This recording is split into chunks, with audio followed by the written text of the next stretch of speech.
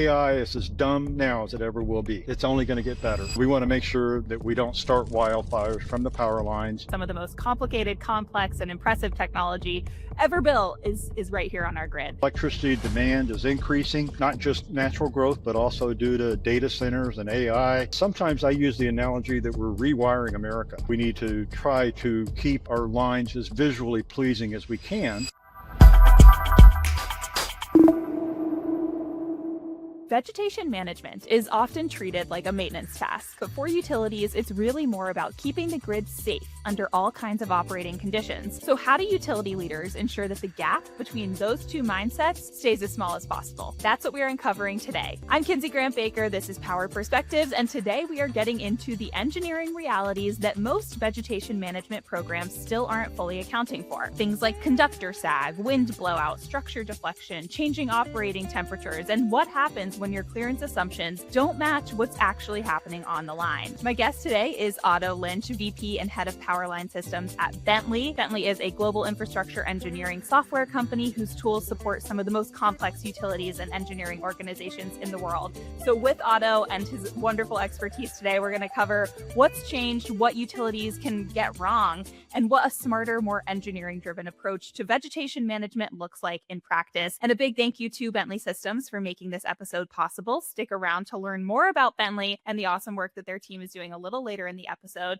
But for now, Otto, welcome to Power Perspectives. How are you today? I'm doing great. Thank you. Thank you. Thank you for being here. I'm excited for this conversation. It's I think a good one that mixes a lot of the kind of structural themes of our industry with some of the technical themes of our industry. So I love when we get to have that kind of conversation. I'm excited to dig in. And I think it would be great to start with just a little bit more about, let's call it your origin story in the power sector at Bentley. Give me a little bit of a rundown of your arc throughout the energy industry so far, and then what you do at Bentley today. I am a civil structural engineer, which kind of surprises a lot of people. And I went to school to build bridges and buildings and dams. I wanted to build big targets. And when I was getting ready to graduate, I got interviewed by Black and Veatch, who I ended up going to work for out of college, and was asked if I wanted to design power lines. And I was kind of like, I slept through the only electrical engineering class I had. And went on to learn though that power lines are mostly civil structural in nature, and so that was in 1988, and so I was in the trenches at Black and Veatch for about 13 years, doing design and doing it the old school way with templates and drawings and pen and paper, and I had a very good opportunity to go out to the field for a couple of years. I was a resident engineer on a big 345 kV transmission line project, and as I tell everybody, I learned more in those 2 years than I learned 10 years in the office, just being there and getting your boots muddy and your Carhartts dirty. And it was just a lot of fun and learned a lot. And the other part was I've always been kind of a computer whiz kid and, loved computers. And so when I started, the first thing they did was say, we got this new little software program. Do you want to try to figure it out? And I was like, sure. And it was the very first program that Dr. Perot, who started Powerline Systems, had written, lattice tower analysis for the big towers that we use on power lines. And so that kind of got my start in the structural part on that. And when I got back in the field, I started working with Dr. Perot and his son, Eric. And basically, I was telling them how to put real world parts into the software. And, this is what we have to deal with every day. We need this report. We need it to do this calculation. And basically, I started helping PLS become PLS when I was in the industry. In 2000, I decided it may be time to move on, and called Dr. Pro for a reference. And he said, no, I want you to work for me. And I was like, I know nothing about software development. The only thing I know about C++ is how to spell it. And Dr. Perot was like, that's exactly what I'm looking for. So I joined in 2000. I was employee number 4, and just started really rolling my sleeves up and I was the support person, engineering person, the janitor, was doing a lot of stuff through those years, and just started growing, getting more involved in the industry, working a lot of ASCE activities and standards, the National Electrical Safety Code, and just moved along. We grew and grew and we grew, and then eventually in 2022 we were purchased by Bentley. Bentley to be a part of their overall infrastructure solutions group. And we were kind of the missing cog in all of Bentley's infrastructure solutions. And so this kind of completed the circle for that part. So here I am 37 years later, and I still live and breathe power lines. I love them. I just think they're the coolest things in the world. They really are incredibly cool. And I love starting the conversation with that really at the root. You know, what we're talking about today is ensuring that cool things can stay cool and that we can continue to benefit from just how impressive this technology is. Some of the most complicated, complex, and impressive technology ever built is right here on our grid.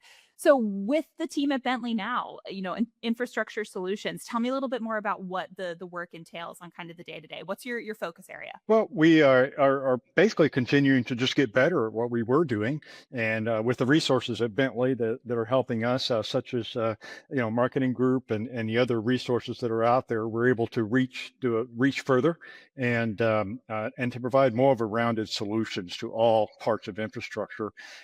We do integrate into what Bentley calls iTwin, which is basically a digital twin of all infrastructure, roads, bridges, buildings, everything, water is all out there. So we can be part of the overall infrastructure model, digital twin, and that's just a cool thing to be a part of that model and how that works. Yeah, absolutely. I imagine it really is. Now, the reason that we are having this conversation today is because we wanted to learn more about vegetation management specifically as part of those broader infrastructure solutions. So, this idea of vegetation management, not new, not a new idea, not a new need, not a new line item. But I think that, you know, even though it has sort of been on this operational maintenance kind of checklist for a long, long time, things have kind of changed. Things have evolved in recent decades that might make vegetation management a little bit more difficult, a little bit more complex. I would love to hear your perspective on what some of those inputs might be and what the reality of vegetation management is like today. Oh boy, that's a lot of stuff. But basically, traditional vegetation management was just clear the right of way, all the way to the ground, edge to edge. What I call scorched earth, and basically, just go out and clear it all, and additional, herbicide spraying and stuff like that in order to keep the growth down. And that would be a maintenance program to go back every so many years and to make sure that you keep things trimmed. And that's the way a lot of people still do it. But that's that's a big approach, and there's a lot of miles out there. And one of the things that I've seen change in my career is just the public. Many years ago, people weren't so concerned about it, and today the public doesn't want all these trees cut. They don't want everything cut down from edge to edge. And it is our duty to basically watch the environment and to leave our footprint as small as we need it to be.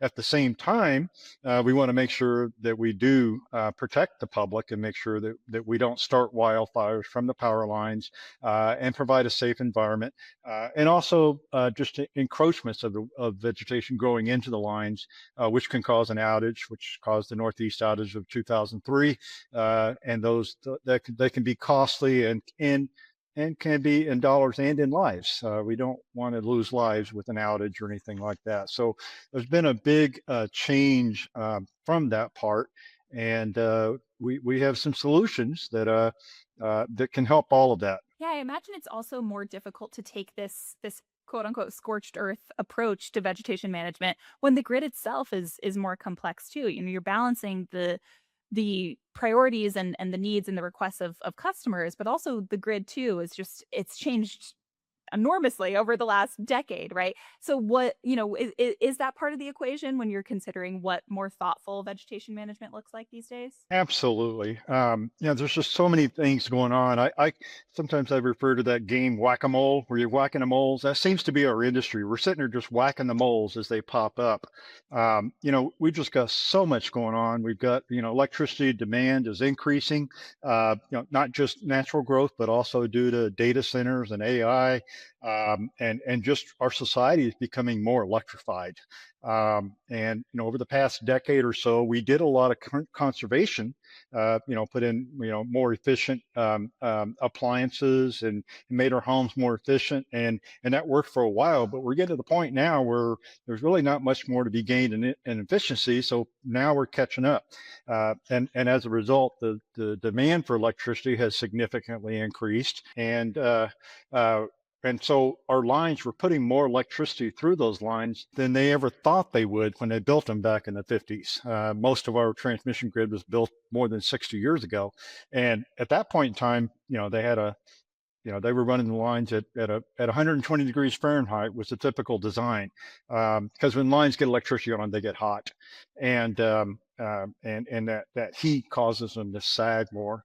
And so in today's world, people are running lines at 212 degrees Fahrenheit. Yes, 100 degrees Celsius. People are shocked when they hear that.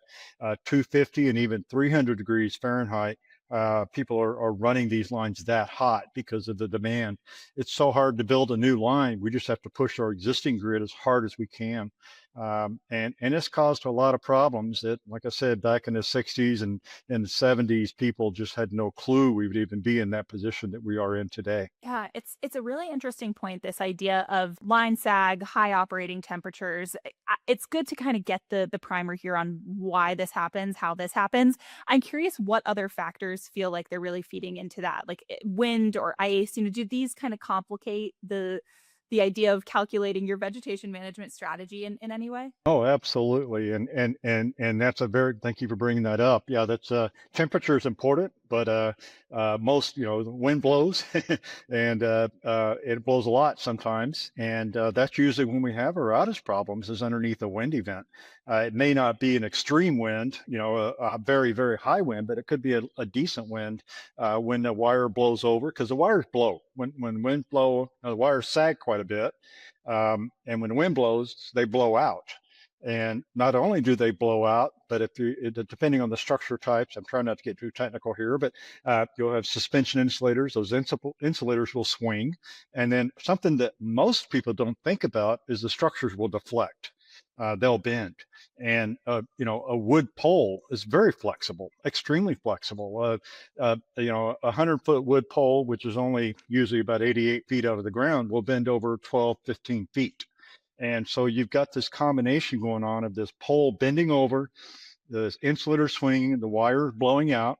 Uh, they're usually hot at the time of a blowout event. People have all their air conditioners on or something like that, or heavily loaded. So the lines are much hotter than they thought they were going to be.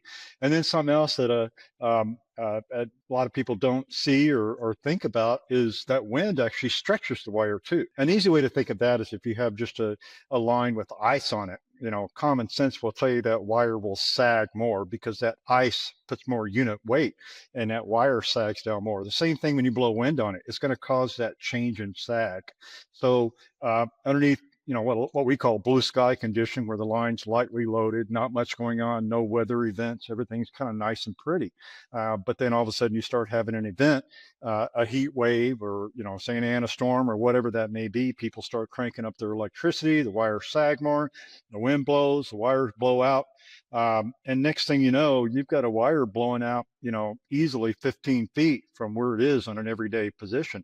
And that's something that needs to be accounted for that I don't see most people in the industry accounting for. Yeah, that was my next question is, do you think that utilities are properly estimating, underestimating, overestimating when they're thinking about vegetation management risk? Especially with regard to the considerations and circumstances that you just mentioned, like blowout, line sag, structural deflection. All of these things can happen. We know that they do happen. Feels like they're happening increasingly more than they used to.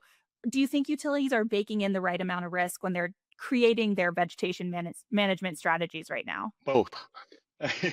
And I'm saying both because getting back to what I call the scorched earth analogy, I think utilities are cutting a lot of vegetation that they don't need to. Because closer to the structures, the wires don't sag down to the ground as much. They don't blow out as much. The insulators don't. Well, the insulators do have the same swing, but they're not as impacted so much. So believe it or not, it's kind of counterintuitive to what some people think. You really don't need to trim that much vegetation right around the structures. Where your problem happens is out in mid-span, out there in the middle of that 1,200-foot span, where that wire can blow way out. And it's kind of hard to describe in a video here or by camera, but basically, I think of it like an hourglass. If you were to look down on the line, right around the structures, the wires are pretty close. Out at mid-span, they blow out. And the reason I said both is because out there at midspan, your wires may be outside of the right of way. So you may need to cut more trees and outside the right of way. Now, then you get into, do you have the permission to trim the trees outside the right of way, and stuff like that. But at the same time, we could reduce our right of way clearing by just clearing where we need to clear out there in midspan where the wires are blowing out, and only in limited places around the structures. And then, I do think that we need to try to keep our lines as visually pleasing as we can. And while I may think it's beautiful to see this big, beautiful, wide right of way with all these power lines, we'd like to hide them. So maybe do some selective vegetation clearing where you protect the right of way from the road. So when you're driving down the interstate, you don't really see the long corridor.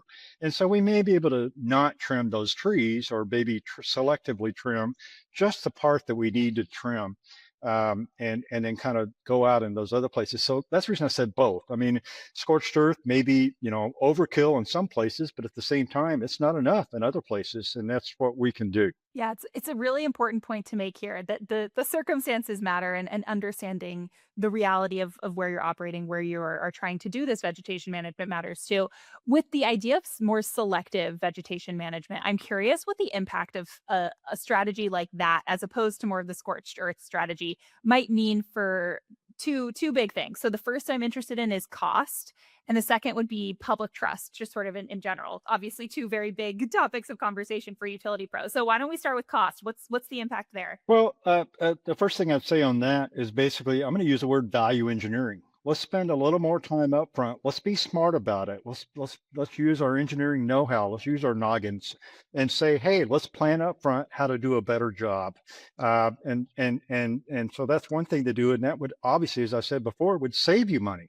If some people think, oh, if you spend this extra time to calculate the blowouts and the pole deflections and all this stuff, you're going to end up costing a whole lot more money.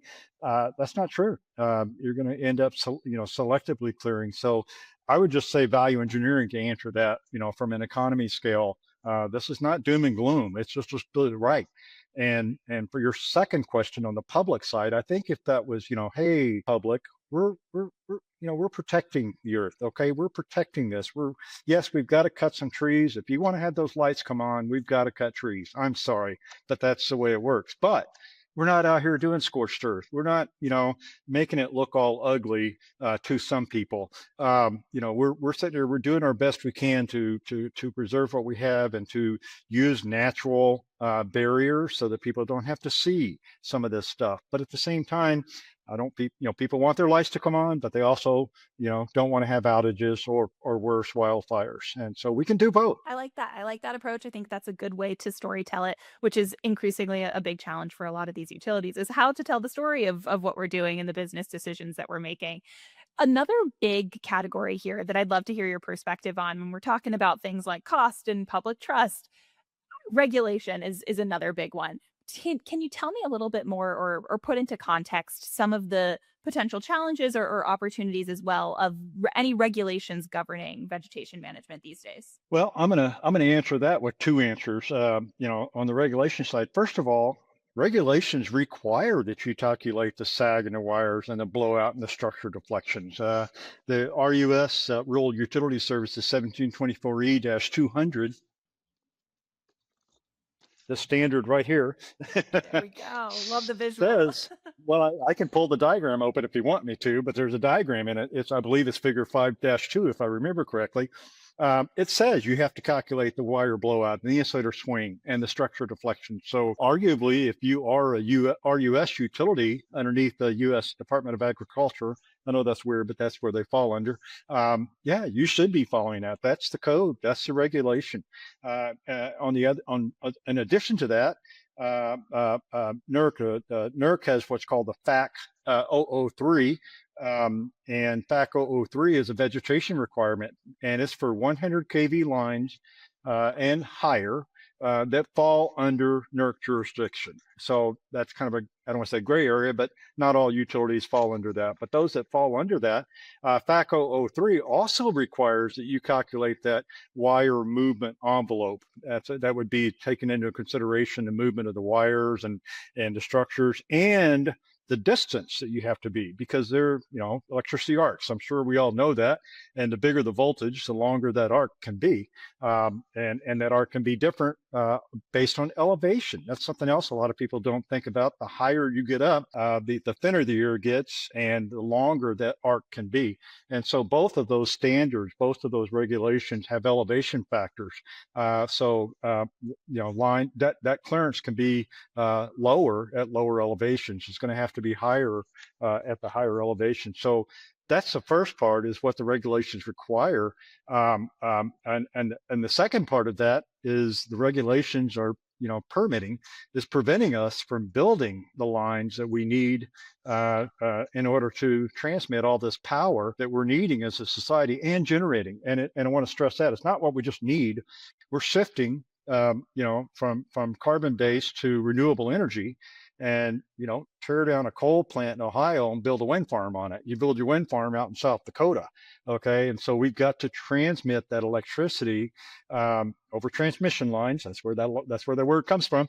We got to transmit electricity in a different path. And sometimes I use the analogy that we're rewiring America. It's kind of like we're taking the fuse panel in our house and we're taking it away from one end and putting it in the other end of the house. And you're going to have to make modifications. And so from the regulation standpoint, to answer that question, it's not like we can just go out and build a line anymore that we need in order to not just new lines, but we also have to upgrade existing lines. And that's for two. I'm rambling here, but that's for several reasons. They're old. Like all of our infrastructure, they're old. Structures are rusting. The woodpecker damage on wood poles, ground rot, and there's a lot of problems out there. So we need to make sure that we need to reinforce our existing grid, but at the same time, we need to build additional lines. And it gets back to what I started off originally saying, because these lines are loaded so much. If we were to build extra lines so that we could distribute this electricity around our grid better, we wouldn't have to heat the lines that we do have up so high. When I talk to our friends in the rest of the world outside the US, they are just amazed that we run our lines at 100 degrees C. We run them hotter in the US and Canada than they do anywhere else in the world. So they've done a better job of planning than we have in the US and doing that. So I know that was a lot more than you asked, but that's where regulations are impacting us. And all of this together is what I call it the perfect storm. We just got all of these things that are coming in, and that's what we have to do every day, is to balance these things and to do the best we can to accomplish these goals and requirements that we have. Yeah, I mean, the perfect storm is a great way to put it. These are a lot of big, big questions and big themes that utility leaders are having to contend with today when they're thinking about, yes, vegetation management, but also pretty much every other decision that gets made that helps to get power from one place to another, that allows us to turn on the lights when we get home. So if you were, let's say, hypothetically advising a utility leader, maybe somebody listening to this conversation here, who wants to improve their vegetation management strategy, who wants to improve, strategy across the board, all the things that you touched on just now, what would you tell them to focus on first? Maybe what would be some of the early steps to take? Basically, a little bit of everything. We're doing a pretty good job of inspection and maintenance on existing lines, but as I mentioned, there's lines that are quite old. We find out the problems when we have a storm. When you have that windstorm, and I'm not talking about hurricanes or tornadoes. I'm talking about just a 60-mile-an-hour thunderstorm that comes. I live in the Midwest. It's an afternoon thunderstorm that we get that comes through here. Why do our lights go out? Why do we have broken poles? And most of the time it's because our infrastructure is old. The other part is they weren't designed for the loads that we're expecting today with climate change and everything else. But at the same time, we need to invest in our existing grid. Now that'd be great to go in and tell a utility executive, as you said, let's do that. Where does the money come from? Okay. And of course we got the balance of raising rates. We've got, all that stuff is coming from, where that's coming from and how we're going to pay for that. And, then you add in AI, but the big tech companies have volunteered to pay for all this stuff. They went to DC a month or so ago and told the president, we'll pay for it. And so that's kind of in that mix too. So, but maintenance of existing lines is a big one.